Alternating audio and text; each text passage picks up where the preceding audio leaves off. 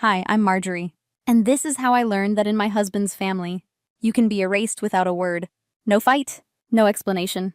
Just crossed out like you never existed. It started with a photo. My niece posted a boomerang, champagne glasses clinking, white sails behind them, ocean blue stretching forever. The caption read, "Family getaway tradition loading." My thumb froze. Because that was the Preston family yacht trip. The tradition. The one I'd been invited to only twice in 10 years. And this year, once again, every face was there. Except mine. No phone call. No email. No message in the group chat. Just gone. Like I'd never belonged in the first place. Then, hours later, Valora texted, "Hey Marjorie, just realized we may have missed reserving a spot for you on the yacht. Totally my oversight. The trip filled up quicker than expected this year. So sorry." Her words looked like sugar, but they landed like poison. My name wasn't forgotten.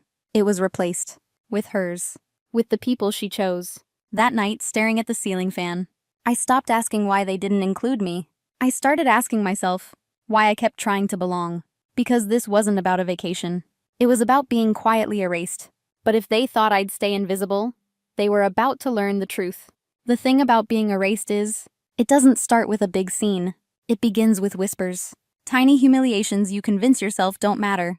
The first time was Rachel's baby shower. Every woman in the family had gotten an email invitation. I hadn't. When I asked Valora for the address, she laughed. "Oh, that's this weekend? I totally thought you weren't in town."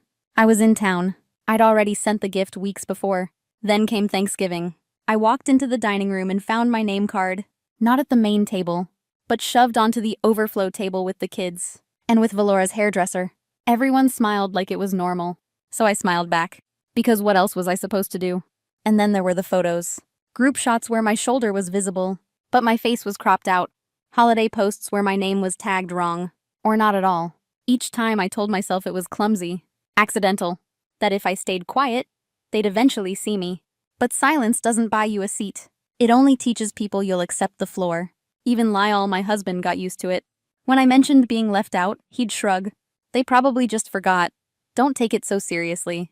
So I learned to swallow the sting. To smile at brunches where I was the afterthought. To watch traditions get rewritten, without me in them. It's a special kind of loneliness. Sitting at a table full of people who call you family, while knowing they'd rather pretend you weren't there at all. And just when I thought it couldn't cut deeper, Valora made sure it did. After Valora's oversight, something in me shifted. I stopped reacting. I started watching. Because silence, when chosen, isn't weakness. It's strategy. Then came the proof. A screenshot of cabin assignments. My name crossed out. Beside it, confirmed for Belle. Belle, Valora's yoga instructor.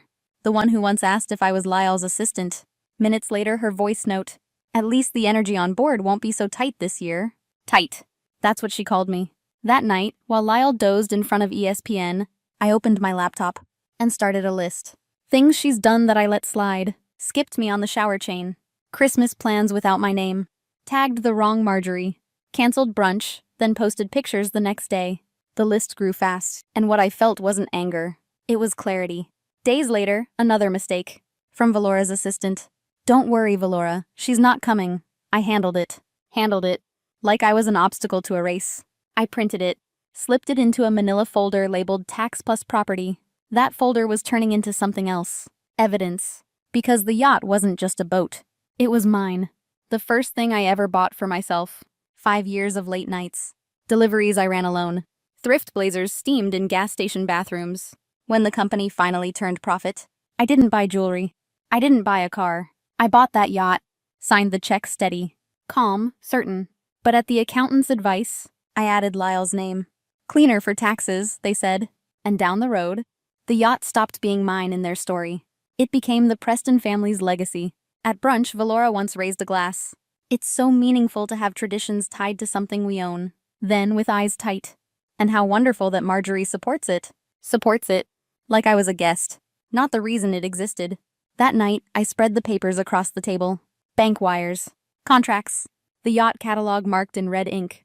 It looked less like nostalgia, and more like a case file. I whispered, tracing my signature. "You tried to disappear me. Now watch." What I uncovered next didn't just sting. It shattered everything. The folder kept growing. Emails. Contracts. Screenshots. But one document stopped me cold. It was from the yacht company. A cancellation request filed 3 days before Valora's text. The name of the requester glared back in black ink. Valora Preston. So it hadn't been an oversight. It had been deliberate. She erased me with paperwork. I slid the page into the folder, sat back, and felt the quiet settle in. Not despair. Not yet. Something colder, confirmation. That night, while Lyle dried his hair in the bathroom, I played Valora's live stream on my phone. The family dinner. Long tables dressed in gold plates and eucalyptus runners. Candles flickering. Her voice syrupy, rehearsed. We only bring those who understand what legacy truly means. Those who add to it, not subtract. The room clapped. Lyle sipped his wine. No one said my name. They didn't need to. It was exile, broadcast live. I paused the video. Rewound. Listened again. We only bring those who understand. I knew then, they weren't just keeping me off a boat. They were writing me out of the story entirely. And yet, the truth was louder. Because when I called our lawyer, he confirmed what I already knew. Yes, Ms. Wells, you're listed as co-owner. Equal rights. Full authority. Not guest. Not +1. Owner. The word rang in my ears. It wasn't revenge I felt. It was reclamation. I booked a car to Newport.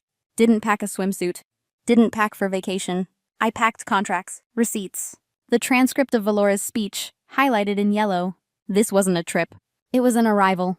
The morning I stepped onto the dock, the sea air smelled like salt and money. Valora stood near the gangway, smile frozen mid-conversation. She looked up, saw me, and for the first time, her expression cracked. I rolled my suitcase past her without a word. The staff greeted me, voice clear, deliberate. Welcome aboard, Ms. Marjorie. The owner is now aboard. Gasps rippled down the dock. Valora's face went pale. Lyle didn't move, didn't wave, just watched. And in that silence, I felt the shift. I wasn't erased. I was undeniable. But stepping on board was only the beginning. The real confrontation waited at the table. The first hours on board were heavy with silence.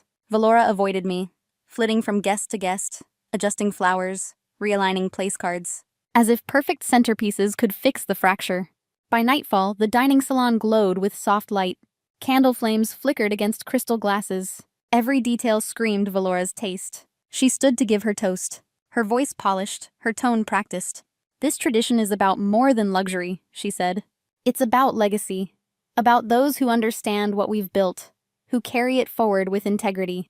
Not one glance my way, but every word landed like a blade. When the clinking died down, I rose. No raised voice, no theatrics, just steady. I'd like to add something, I said. I pulled a folder from my bag, laid it flat in the center of the table, printed transcripts, highlighted lines, contracts in clear sleeves. Here's a note from last month, I said, tapping the page. Valora's words recorded. She's not blood. She shouldn't own a family asset. The room froze. No one reached for their glass. And yet, I continued, sliding another page forward. Here is the purchase agreement. Initial down payment, Marjorie Wells. Sole investor, legal co-owner, listed first. A cousin's fork clattered against his plate. Even Lyle's jaw went slack. I'm not raising this for drama, I said. I'm raising it because I'm done being erased in whispers, while my name sits on the deeds. Valora's face drained of color. I was protecting the family, she stammered. I didn't think you thought I'd stay quiet. I met her eyes. And you were almost right. From the far end of the table, Harold, an old family friend, spoke. I think we've all been told a different story. Others nodded. Not outrage, recognition. Valora tried to speak again, but her voice cracked. Her husband reached for her arm. She shook him off, eyes burning. Lyle finally found his words. Valora, why? Her silence answered. I gathered the papers, slid them back into the folder with care. Not rushed, not frantic. Measured. Before leaving, I paused. If you want to know the truth, don't ask the loudest voice in the room. Ask the one with the receipts. The room stayed hushed. The only sound is the steady hum of engines pushing us into the night.